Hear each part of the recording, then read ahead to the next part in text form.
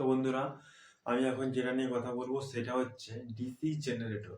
এখন এই DC generator কত প্রকার এবং কি কি সেটা আগে জানতে হবে। ডিসি জেনারেটর হচ্ছে আমার দুই প্রকার, একটা হচ্ছে সেপারেটলি এক্সাইটেড জেনারেটর আর একটা হচ্ছে সেলফ এক্সাইটেড জেনারেটর। এই সেলফ এক্সাইটেড জেনারেটর আবার তিন প্রকার, একটা হচ্ছে শান্ট জেনারেটর, আর একটা হচ্ছে সিরিজ জেনারেটর, আর একটা হচ্ছে কম্পাউন্ড জেনারেটর।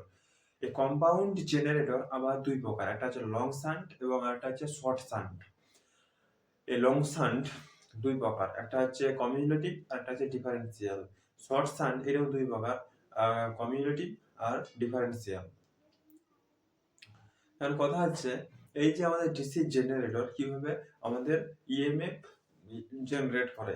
দেখো, ইএমএফ ওখানে কি থাকে, ওখানে কিভাবে ইএমএফটা জেনারেট হয়, ওখানে ওই মোটরের মতনই ফাংশন করা থাকে, ঠিক আছে। দু সাইডে দুটো পোল থাকে, পোল মানে কি ম্যাগনেটিক পোল, মানে ম্যাগনেট থাকে, ঠিক আছে। ম্যাগনেট, একটা ম্যাগনেটের দুটো পোল থাকে, একটা নর্থ পোল এবং একটা সাউথ পোল। তো ওই ম্যাগনেটটাকে বলা হচ্ছে পোল, মানে একটা নর্থ পোল এবং একটা সাউথ পোল থাকে। এক সাইডে নর্থ পোল থাকে এবং এক সাইডে সাউথ পোল থাকে, কোনোটাই দুটো পোল থাকে এবং চারটা পোল থাকে। বড় মোটরের ক্ষেত্রে, বড় জেনারেটরের ক্ষেত্রে চারটা করে পোল থাকে, ডিসির ক্ষেত্রে পোলগুলো থাকে, আর এসির ক্ষেত্রে পোল থাকে না, ঠিক আছে।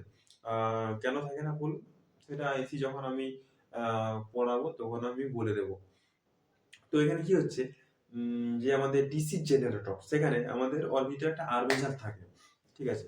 ওই আর্মেচারে আমাদের ওই কন্ডাক্টর গুলাকে পেঁচানো থাকে, কোনোটাই 24টা পেঁচানো থাকে, কোনোটাই 30টা 20টা এরকম ভাবে পেঁচানো থাকে আর কি।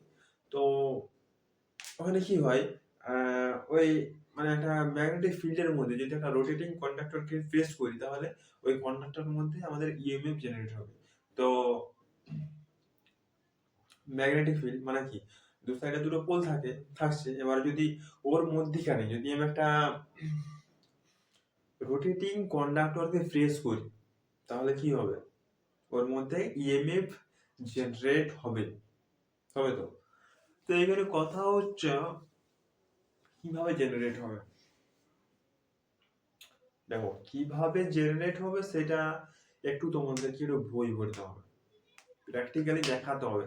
প্র্যাকটিক্যালি তো দেখানো যাবে না, সেটা সেই মেশিনের সাহায্যে দেখাতে হবে। মেশিনের সাহায্যে দেখানো সম্ভব নয়, ওই মেশিনের অনেক দাম, 1 লাখ 2 লাখ টাকা করে দাম। তো অত খরচা করে কে দেখাবে, ওটা তোমাকে বিশ্বাস করতে হবে যেটা হয়। এবং তুমি ইউটিউবে দেখতে পারো, ওখানে দেখানো হবে যে ম্যাগনেটিক ফিল্ড কিরকম হয়, ঠিক আছে। স্ট্রাকচারটা ওরা দেখিয়ে দেবে। মানে দেখো, আমি মুখে বলছি, ঠিক আছে, দুটো ম্যাগনেট আছে, মানে এক সাইডে নর্থ পোল এবং এক সাইডে সাউথ পোল। মানে খুব বেশি দূরেও রাখা যাবে না, তাহলে ম্যাগনেটিক ফিল্ড তৈরি হবে না।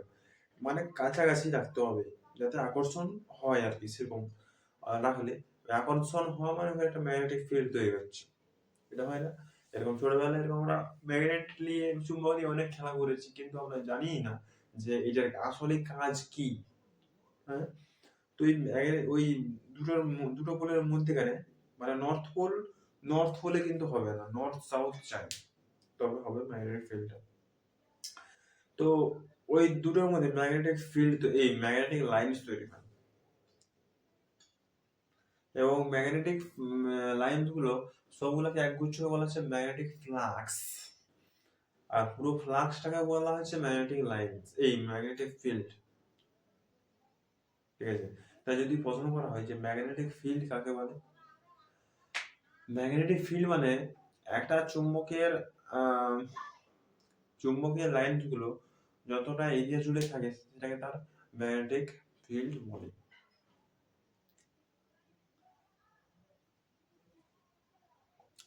দেখো, ম্যাগনেট এটা খুবই একটি ভালোভাবে বোঝার জিনিস আছে, ঠিক আছে। এটা তোমাদেরকে দৈনন্দিন জীবনে পড়তে হবে, জানতে হবে যে ম্যাগনেট আসলে কি, ম্যাগনেট মানে চুম্বক, এটা পড়তে হবে। ম্যাগনেটটা আসলে কাজ কি। ম্যাগনেটের মধ্যে যে প্রথম যে ম্যাগনেটটা পাওয়া গিয়েছিল, ঠিক আছে, এটার মধ্যে কি কি কোন লক্ষ্য করতে পারা গিয়েছিল, দুটি গুণ হচ্ছে, ওটা ধর্ম বলা হচ্ছে, ধর্ম হচ্ছে 1 নম্বর হচ্ছে আকর্ষণীয় ধর্ম। চুম্বকের আকর্ষণ ধর্ম আছে বলে চুম্বক লোহা, নিকেল, কোবাল্ট প্রভৃতি ধাতুকে আকর্ষণ করতে পারে। 2 নম্বর হচ্ছে দিক নির্দেশক ধর্ম। মানে একটা চুম্বকের মাঝখানে সুতো দিয়ে বেঁধে যদি জড়িয়ে দেওয়া হয়, যা চুম্বকটি উত্তর দক্ষিণ মুখ করে স্থির হয়ে যায়, চুম্বকের ধর্মটিকে বলা হয় দিক নির্দেশক ধর্ম। ঠিক আছে, এটা আমাদের আকর্ষণ ক্ষমতা আছে এবং তোমার দিক নির্দেশক ক্ষমতাও আছে। তো এখানে চুম্বকের কিন্তু ম্যাগনেটিক ফিল্ডও আছে। তো এই চুম্বকের ম্যাগনেটিক ফিল্ডের মাঝে যদি একটা রোটেটিং কন্ডাক্টরকে প্রেস করি, যেটা রোটেট করবে, তাহলে ওই কন্ডাক্টরটার মধ্যে আমাদের ইএমএফ জেনারেট হবে। ঠিক আছে,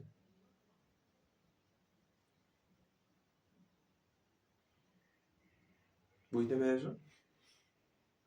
আশা করি এটা প্রত্যেকেই বুঝতে পেরেছো, না বোঝার মতো কিছু নয়। ঠিক আছে, শরীরটা আজ খারাপ প্রচুর। ঠিক আছে, এই গলা ব্যথা, কফ, সর্দি, ঠিক আছে, যত তাড়াতাড়ি সম্ভব এটা ভালো করতে হবে। তোমরা মন দিয়ে পড়াশোনা করো, এটাই আমি চাই। মন দিয়ে তোমরা প্রত্যেকদিন পড়াশোনা করো, তাহলেই তুমি প্র্যাকটিস করতে পারবে। ঠিক আছে, প্রত্যেক দিন তোমাকে প্র্যাকটিস করতে হবে, প্র্যাকটিস করলেই তুমি এটা করতে পারবে। ঠিক আছে, প্র্যাকটিস তোমাকে দৈনন্দিন করে যেতে হবে। আজ এ পর্যন্তই। ধন্যবাদ, তোমাদের অসংখ্য ধন্যবাদ এই ভিডিওটি দেখার জন্য। ভিডিওটি ভালো লাগলে একটা লাইক করবে। ঠিক আছে, চ্যানেলটাকে নতুন হলে চ্যানেলটিকে সাবস্ক্রাইব করবে এবং পাশে আসা বেল আইকনটিকে প্রেস করবে, যাতে পরে আপলোড করা ভিডিও তোমার কাছে পৌঁছে যেতে পারে। তো থ্যাংক ইউ ভিডিওটা দেখার জন্য, অসংখ্য ধন্যবাদ।